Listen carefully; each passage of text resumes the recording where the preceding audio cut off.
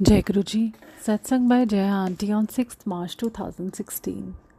गुरु जी की अथाह कृपा है हम संगत पर, जो हमें हमारे हर गुण अवगुण के साथ अपनाया है।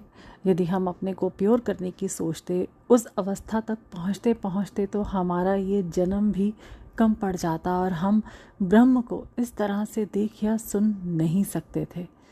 गुरुजी ने हमें पहले अपनाया और अब हमसे अपनी शुद्धि करवा रहे हैं।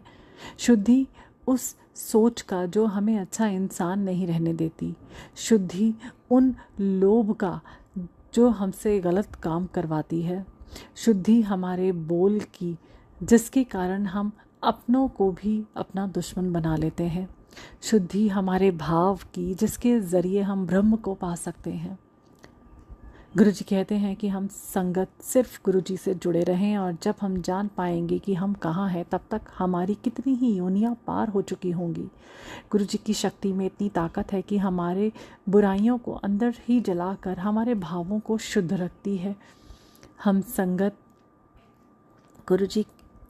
संगत अक्सर गुरुजी की लीला को समझने की चेष्टा करते हैं। आखिर ड्रीम और विजन की व्याख्या हम यही जानने के लिए तो करना चाहते हैं कि अब गुरुजी ने क्या शक्ति दी है। हम आम संगत हर पल किसी न किसी चमत्कार की उम्मीद करते हैं और यही सुनना भी चाहते हैं। गुरुजी का हमारे जीवन में होना ही चमत्कार है। हम बैठे बिठाए अपने कर्म काट रहे हैं, ये चमत्कार नहीं है तो और क्या है। सृष्टि का तो नियम दूसरा ही है कि जिससे जो लेना देना है वहीं से खत्म होगा। फिर कैसे हम सिर्फ लंगर और सत्संग में बैठकर अपने कर्म कटवा पा रहे हैं? ये सिर्फ इस कारण क्योंकि संसार के मालिक ने खुद हमें चुना है अपनी संगत के रूप में। जब हम उनके दरबार में पहुंचकर अपने को उनके हवाले कर दिए, तो अब हमारे करने के लिए तो कुछ बचा ही नहीं। अब हम बस अपने सामने वाले पल को जिए, जिस जिम्मेदारी को संसार ने दी है उसे ईमानदारी से निभाए। यहाँ फाकी मारने की कोशिश नहीं करनी है, क्योंकि गुरुजी काम करवा कर भी हमारे कर्म साफ करते हैं। ऐसे में जो काम सामने आया हो उसे उसमें अपना तन मन धन सब झोंक देना है। हमारा रास्ता तो वो कितनी ही बार छलांग लगवा कर पार करवा देते हैं। मतलब कि किसी काम को करने को दिया और हमने निष्ठापूर्वक किया तो मैसेज भी आ जाता है कि एक ही बार में हम कई मंजिलें ऊपर चले गए, इस राह की कई सीढ़ियाँ चढ़ गए, और हमें लगता है कि हमने तो ऐसा कुछ खास किया ही नहीं। कुछ दिन पहले किसी संगत ने पूछा कि ध्यान कैसे लगाएं। गुरुजी ने किसी संगत को जो मैसेज दिया वो लिखती हूँ। सबसे पहले 5 मिनट का एक शब्द चुनें। उस शब्द के शब्दों पर सुनना है कि क्या कहा जा रहा है। इस बीच दुनियादारी के विचार आते हैं तो उन्हें रोक लें। अगले दिन 10 मिनट का कोई शब्द चुनें, उसे पूरे 10 मिनट में बैठकर उस शब्द को सुनें। किसको फ़ोन करना है और किसको मुबारकबाद देनी है, ऐसे विचार आते रहेंगे, पर इनको चले जाने दें, उठना नहीं है। अगले दिन 15 मिनट का और उसके बाद सबसे लंबे शब्द को लगाएं और उसे बैठकर बस सुने बिना ब्रेक दिए। हमारी सोच हमें बहुत परेशान करेगी। घर और ऑफिस के सारे काम याद आ जाएंगे, पर हमें उनको इस वक्त अपने ऊपर हावी नहीं होने देना है। ये मानकर चलना है कि हम ये ध्यान लगाना सीख लेंगे तो इस काम को हम चुटकी बजाते हुए ख़त्म कर सकते हैं। ये उम्मीद ही हमें बैठना सिखाएगी।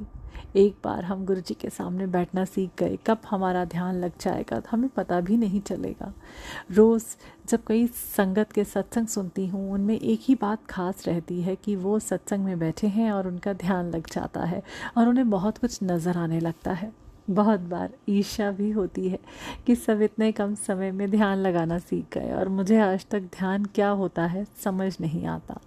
जब भी कहीं मेडिटेशन सीखने के लिए हाथ पैर मारे, किसी न किसी कारण सफल ही नहीं हो पाई। मेरे सामने ही मेरे पतिदेव सीख गए और लंबे ध्यान में बैठते हैं, पर जब उन्होंने मुझे सिखाने की कोशिश की तो लगा ये सब बेकार है। गुरुजी ने तो बड़ा ही साधारण तरीके से पर असाधारण बात सिखा रखी है। ये जब तब यह ध्यान हम इस वास्ते सीखते हैं ताकि इनके द्वारा हम ब्रह्म से जुड़ पाएं। अब जब हम संगत को ये सब कुछ नहीं आता है, तब भी हम कई बार जार जार आंसू बहाकर रोते हैं परमात्मा से मिलन के लिए। आखिर यही तो पाना था। तो गुरुजी कभी भी जो गुरुजी कभी भी बैठे सोए किसी काम में व्यस्त हों तब भी अपने से जोड़ लेते हैं और हम उस पल ब्रह्म में लीन हो जाते हैं। गुरुजी यही तो कहते हैं कि हमें कुछ करने की ज़रूरत ही नहीं है। जो संसार के लिए दुर्लभ है वो हमें सिर्फ सत्संग में जाकर या गुरुजी के पास बैठने मात्र से मिल जाता है। गुरुजी हमें सब कुछ देना चाहते हैं, बस हमसे एक ही उम्मीद करते हैं कि हम अपने भावों को पवित्र रखें। इसके बिना हम आगे नहीं बढ़ पाएंगे, क्योंकि जब तब ध्यान जैसे साधनों से अपने अंदर की कमज़ोरियों को ही ठिकाने लगाया जाता है, जिससे हम पार ब्रह्म को समझने की शक्ति अपने अंदर विकसित कर पाए। गुरुजी से लगातार ऊर्जा का प्रवाह हो रहा है हम सभी संगत की ओर। अब हम में से जिसने भी अपने अंदर इसे थामने की शक्ति ले आई है उसे नित नए जलवे दिखते होते हैं। जितनी ज़्यादा शुद्धता उतना ही इस पावन ऊर्जा को हम थाम पाएंगे। हम सभी ऊर्जा के ही रूप हैं और ऊर्जा में ही विलीन होना है, पर अपने को गुरुजी में समाहित करने के पहले ऊर्जा ही तो बनना पड़ेगा, यानी बिल्कुल ट्रांसपेरेंट बनाना है अपने आप को। अब इस राह में हमें किसी को बताने की ज़रूरत नहीं है कि हम क्या हैं और क्या ब्लेसिंग्स मिली हुई हैं। हमें खुद को ये बताना है कि हम क्या हैं और जो ब्लेसिंग्स मिली हैं उसका शुक्रिया करके हम कैसे और ब्लेसिंग्स ले सकते हैं। देखने जाएं तो बहुत आसान राह है ये।